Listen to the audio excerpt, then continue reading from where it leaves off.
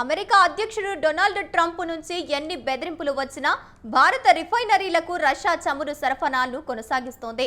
ఇతర దేశాల నుంచి కూడా భారత్ చమురు కొనుగోలు చేపడుతున్నప్పటికీ రష్యా నుంచి అధికంగా ముడి చమురు సరఫరా అవుతున్నట్లు పలు నివేదికలు వెల్లడిస్తున్నాయి.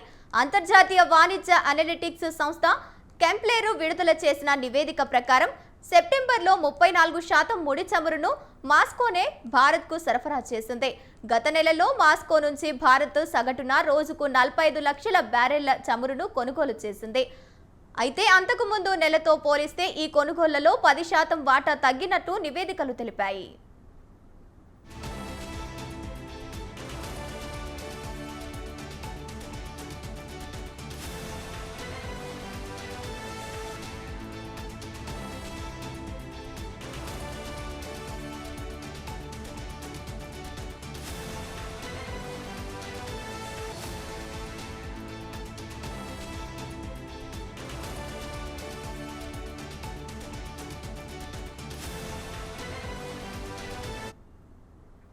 అయితే ఆగస్టుతో పోలిస్తే ఇది 70,000 బ్యారెళ్లు అధికం.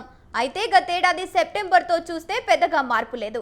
ఇందులో రోజుకి 1.6 మిలియన్ బ్యారెళ్లతో భారత్కు అతిపెద్ద చమురు సరఫరాదారులుగా రష్యా అగ్రస్థానాన్ని కొనసాగించింది.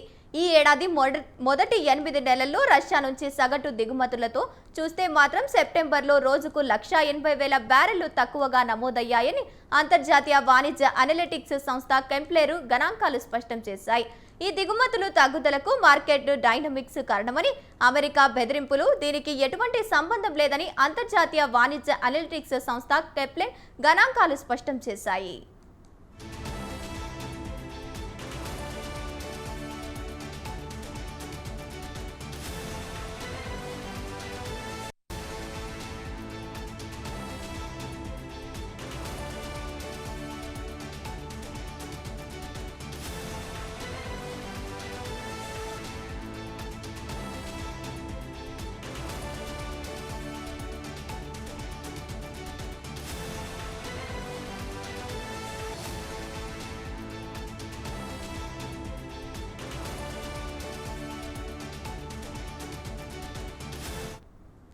గత కొన్నేళ్లుగా రష్యానే భారత్కు అతిపెద్ద చమురు సరఫరాదారులుగా కొనసాగుతోంది.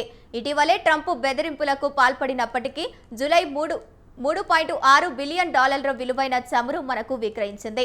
మన మొత్తం దిగుమతులతో రష్యా వాటానే 34% ఉండగా ఆ తర్వాత స్థానాల్లో ఇరాక్, సౌదీ అరేబియా, యుఏఈ ఉన్నాయి.